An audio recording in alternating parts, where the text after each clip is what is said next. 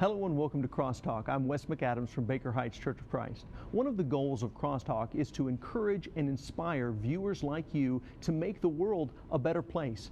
First and foremost by sharing the gospel of Jesus Christ, but also, like Jesus, finding people who need help and reaching out to them in love to help them in any way you can. Today we want to introduce to you two Christian ladies and show you how they are helping others, and we hope their story will inspire you to help others as well. We'll be right back with today's special guests.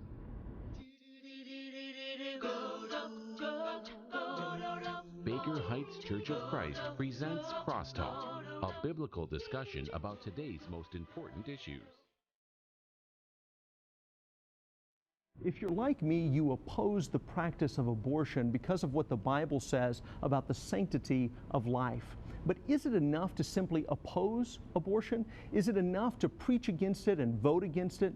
Don't we also need Christians who are willing to counsel young ladies and that are dealing with unplanned pregnancies? Don't we need to help them when they're afraid and don't know what to do? Isn't that what Jesus would do? Our first guest helps to do just that. She's a member at Baker Heights and is the admissions coordinator for Christian Homes and Family Services. Welcome to CrossTalk, Peyton Holloway. Thank you so much for having me. I'm excited to have you here. I'm excited about having this discussion and sharing with people what you do, and I hope that it inspires other people to do something that they can do to help people that are in need. So let's first talk about Christian Homes and Family Services. What is that and what do you guys do there? Well, Christian Homes has been in operation since 1962. We do offer foster care services, but we're mostly known for our maternity program, offering services to those women who are experiencing unplanned pregnancies, and in some cases providing adoptive families for those women. Wonderful. I love the work that you guys are doing. So you're the admissions coordinator, right? That's correct. And so as the admissions coordinator, what's your job? What are some of the things that you do specifically?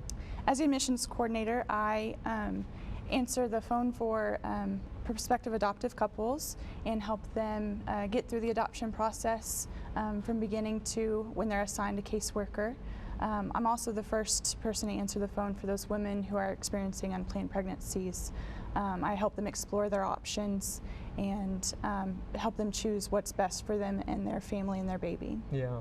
So that must be a pretty difficult conversation, I imagine, sometimes when those young ladies call and when they're considering abortion as an option and they're thinking about that they're probably scared. So what are some of the things that are going through their mind? What are the things that they're thinking about when they call up and you visit with them and they're experiencing an unplanned pregnancy?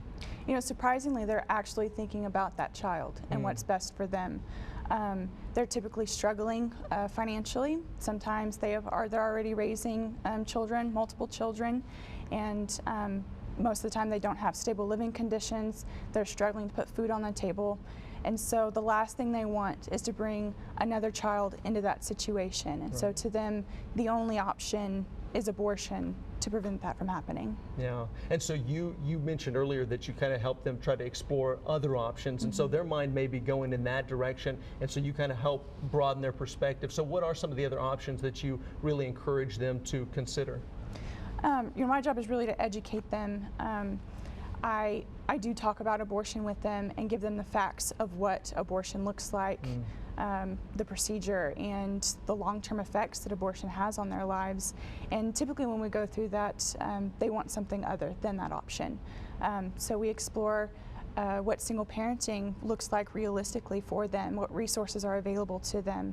And if they're interested, we also talk about adoption and how there are other, loving Christian families who are willing to accept them and their baby, and how different it looks like now, how a different adoption looks like now than it did previously. Right.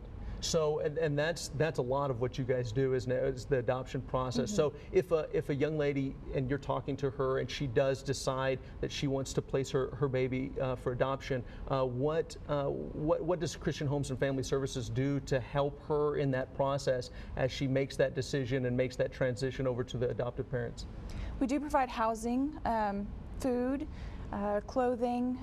We help them gain medical insurance, Medicaid, and if Medicaid doesn't cover whatever expenses they may incur, then we take that on as Christian Homes.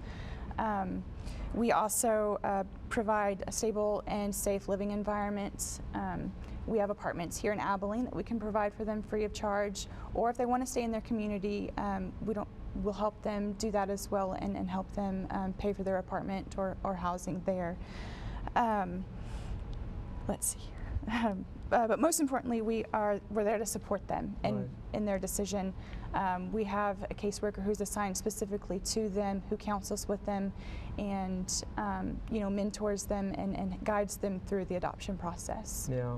So when these young ladies call, they're probably very scared, and like you said, they're thinking about one option, and really sometimes, and that's the way I guess it is with all of us, when we're scared and we can only see one possible way out of that situation, we sometimes just think of that way out in unrealistic terms. And like you said, you explain to them the realistic reality of abortion, but then also there are other options that they have available. And I think it's so amazing that you guys are doing so much more. You're educating them, but then you're taking that next step and helping them to actually do something different than just to have an abortion. So given all of those things, and given what most of us as Christians do, again, as I said in the opening, sometimes we just want to preach against abortion. Sometimes we just want to say that's wrong, but we don't take that next step in helping people that are dealing with that are struggling through those choices. And for them, it's reality, and it's easy to stand on the sidelines and just tell people what they should and shouldn't do, but to step in and help those people. So how does your faith play into what you do at Christian Homes? Well, faith is an integral part of what we do, and we are so blessed to be able to work in an environment where we can have Jesus at our core. And some of these women, we really strive to meet them where they are, and some of them aren't ready to talk about Jesus and where they are in their walk with Him. And so what we really love to do at Christian Homes is show them the love of Christ. Just be Christ's hands and feet and provide what their needs are. That's wonderful. There could be somebody right now even that's watching this that just found out maybe even that they're pregnant and they weren't expecting that. That wasn't something they were planning on, and so they're scared and they're in a similar type of situation that we've been talking about. What would you say to a young lady that's in that situation right now? What are some of the first things that you'd say to her to help her in this time? I'd want her to know that she's not alone. There's many women going through this exact same thing. I've been there myself, and I am here for you. We are here for you as Christian Homes. We're here to talk with you and guide you through this process, whatever your decision may be. If it's parenting, we'll help you find the resources to do that better. If it's adoption, we will help you provide and pick a family that is best for you and your baby. That's wonderful. And that's something that all of us as Christians can do when we find somebody that's in need, somebody that's hurting, somebody that's scared, somebody that's struggling financially. We can let them know they're not alone, like you said, and that we're willing to walk with them and help them. And it's so wonderful to have organizations like Christian Homes that are willing to do that and collectively walk with them through that process. So before we go to a break, is there anything you'd like to add? I'd really like to dispel the myths of adoption. It's really got this stigma on it, where girls call me and say, there's no way I could consider that because of what people will think of me. Wow. And, I just want people to know that these are brave women. These are courageous women. Story in the Bible of Solomon, the two women who came to him with one baby who were both claiming that they were the mother. And he said, well, let's tear the baby in half, or cut the baby in half, and each of you will get a pair or a baby. And the true mother said, no, please just let her have it.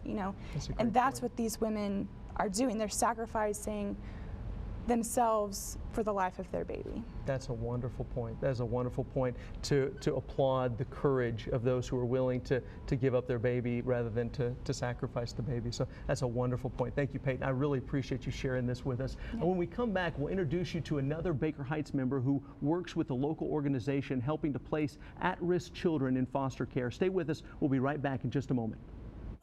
CrossTalk will be back shortly. We have been here for 18 years. 7 years. For 19 years. The past 8 years. Baker Heights Church of Christ invites you to take the next step by faith. People can come here and be who they are It's my home away from home. The people that come here are so uplifting. Everyone is accepted. The people here are loving and caring and only want the best for you. It's a really great place to grow together and to encourage each other. If you came to Baker Heights, you would definitely have a place to serve. If you're looking for a place to study and study the Word of God and a church home, Baker Heights would be the place. The Baker Heights community is about more than just filling seats. We're about Love, Family, Peace, Hope, joy. truth. Join us and take the next step by faith. Welcome back. It is so sad to think about children that are living in deplorable conditions. There are children living on the streets and those who have been neglected and abused. What can we do to help these kids? Our next guest works as a child placement supervisor for Harmony Family Services here in Abilene. Welcome to CrossTalk, Suzanne Bailey. Yes. We're excited to have you. I'm excited to have this conversation because I, like I said, want to encourage other people, inspire other people by looking at what you and Peyton are doing to help others. But it is a very heavy subject, and I know that it's one that really tugs at your heartstrings especially. So let's start by talking about Harmony Family Services. What is Harmony Family Services, and what do y'all do there? Okay. Harmony Family Services is a local nonprofit agency. We began in 1966 as Abilene Girls Home, and in the early 90s we changed the name to Harmony Family Services when we began providing more services for families. Mm-hmm. And we currently operate an emergency shelter for children, a short-term facility for children ages 5 to 17, and also a runaway and homeless youth program out of that shelter. And we also have a foster care program where we license foster homes and place abused and neglected children from ages birth to 17. Wow, that's wonderful. So how about you specifically? How long have you worked for Harmony, and what do you do there specifically? Okay. I've been with Harmony for 24 years. Wonderful. I began in 1990, and I was hired as a youth care worker for one of our girls group homes, and currently am the supervisor over our foster care program. Wonderful. That is wonderful.